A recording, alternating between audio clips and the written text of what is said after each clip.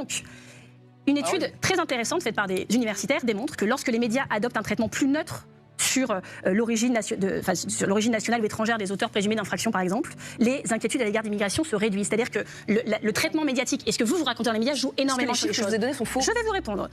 Avant d'aller plus loin, clique sur s'abonner. Chaque seconde compte. Alors reste avec nous. Fais-le maintenant et abonne-toi.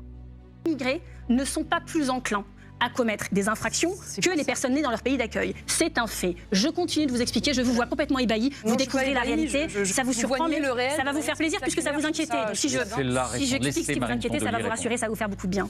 En fait, vous prenez un sujet social, parce que la délinquance est un sujet social. Il n'y a pas de lien de causalité entre immigration et délinquance, mais il y a un lien de causalité entre précarité et délinquance. Et il ne vous échappera pas que les immigrés sont plus précaires que la moyenne. Dans la Creuse, on a les mêmes taux de délinquance que dans le 93, bien sûr. Vous prenez un sujet social et vous en faites un problème ethnique. Parce que c'est votre programme sûr, et que parce que c'est votre projet politique. Donc oui, il y a 23%. C'est très insultant pour les familles précaires qui il y a 23% aujourd'hui peuvent être des délinquants parce qu'ils savent pas les éduquer. Et qui sont plus touchés par la délinquance que les autres. Leurs enfants sont plus exposés à la délinquance que les autres. Vous le savez très bien. Dans la Creuse. Et en tant que victime et en tant que coupable. S'il vous plaît. Et en tant que victime et en tant pour Marine Tondelier, c'est donc une explication sociale. Non mais par exemple, attendez, je finis. Il y a 23% de personnes en prison qui sont immigrées.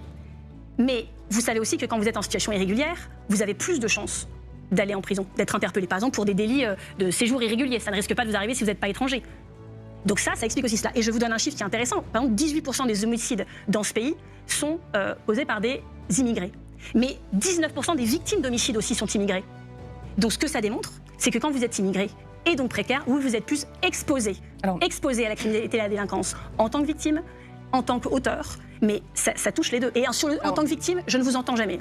Parce que vous avez une vision unilatérale du monde et vous êtes dans un projet politique. Écoutez, vous me parliez de mes yeux ébahis. En effet, ce sont des yeux ébahis parce que je suis fascinée par un tel déni du réel. C'est-à-dire qu'on présente une réalité statistique et qui démontre. Attendez. Qui démontre. Non, mais alors très bien. Et je vous donnerai les chiffres du ministère de l'Intérieur si vous le souhaitez. Et celui-ci c'est parfait. Il y a les chiffres et l'explication. Il y a une surreprésentation aujourd'hui dans toutes les catégories de crimes et délits des personnes de nationalité étrangère. C'est un fait, y compris dans des sujets qui nous tiennent d'ailleurs à cœur, qui est celui. Vous n'allez pas faire la même chose que ce que vous avez dénoncé. Vous la laissez répondre. Non, vous la laissez répondre. Excusez-moi, elle donne. Monsieur Pujadas voit très bien ce que vous faites. Non, vous la laissez répondre. Non, Marine Tondelier, vous voulez qu'on arrête le débat? Non. Alors vous la laissez répondre. Vois ce qu'elle fait.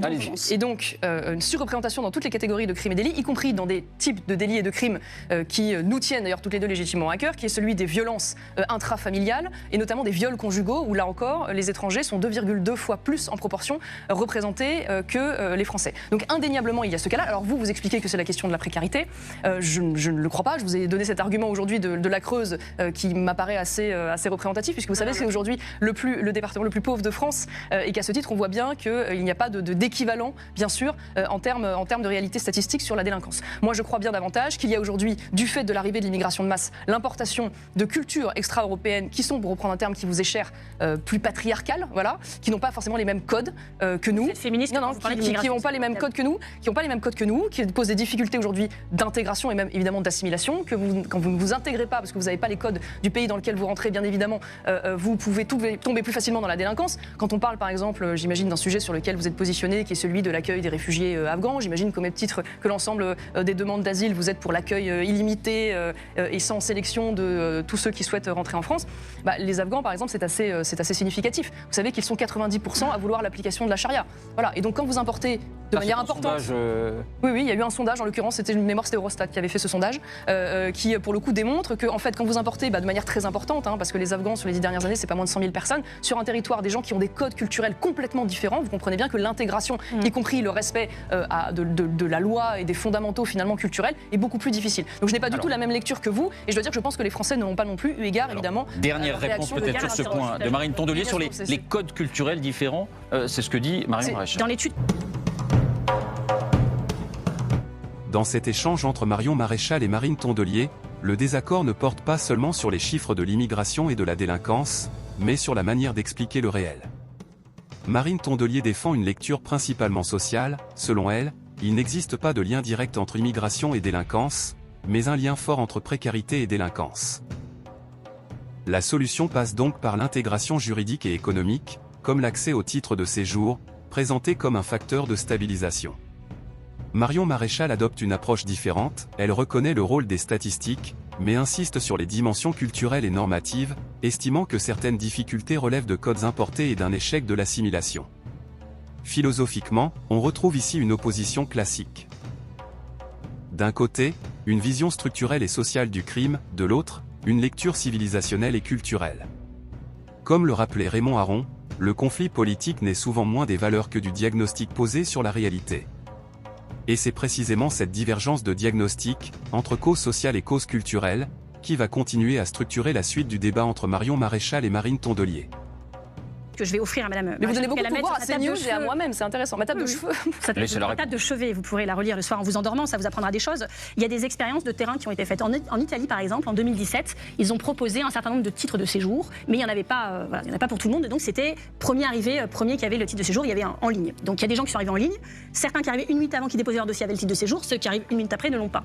Et il y a une étude qui a pu être faite sur des années, sur ces deux cohortes, sur toutes choses égales par ailleurs, ceux qui avaient eu le titre des choses, ceux qui n'avaient pas eu. Eh bien, ce que démontre cette étude, c'est que le titre de séjour est l'acte fondamental qui fait que la délinquance des personnes baisse. Aux États-Unis, on a pu comparer, puisque vous savez que les États américains ont des politiques différentes, eh bien, il y a quelques années, dans les années 80, il y a une grande vague de régulation qui a concerné certains États et pas d'autres. Eh bien, on a pu objectivement constater que si vous voulez faire baisser le taux de délinquance, voilà, il faut donner des titres de séjour parce que ça sort de la précarité, ce qui démontre ce que je venais de dire. Et je continue parce qu'en fait, vous savez, il y a un moment, votre parti, il y a une époque où il disait la France, tu l'aimes ou tu la quittes. Maintenant, c'est qu'ils s'en aillent tous. Donc, c'est-à-dire que vous, c'est même plus tu l'aimes pas, c'est tu pars. Bon, il se trouve que nous, cette France, on l'aime, donc nous, on va rester, vous ferez ce que vous voulez. Mais pourquoi c'est important que ces personnes restent avec nous? C'est que 60%, vous pourrez aller en Russie chez votre copain, j'ai vu que vous y alliez souvent, peut-être que vous aurez. Oui, vous au Qatar et en Arabie Saoudite. Et donc, je suis jamais allée, vous la Russie, vous êtes allée en 2012, 2015, 2016, 2019, vous avez un abonnement. Donc, sur les personnes immigrés en France. Et savez-vous que 60% des aides à domicile en Ile-de-France. Il y a des Vous allez répondre.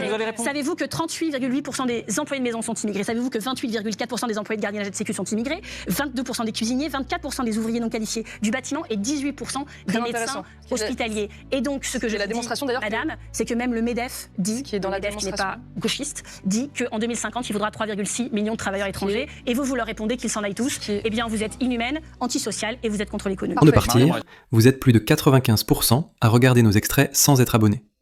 Si ce format court vous aide à aller à l'essentiel, pensez à vous abonner, à liker et à partager.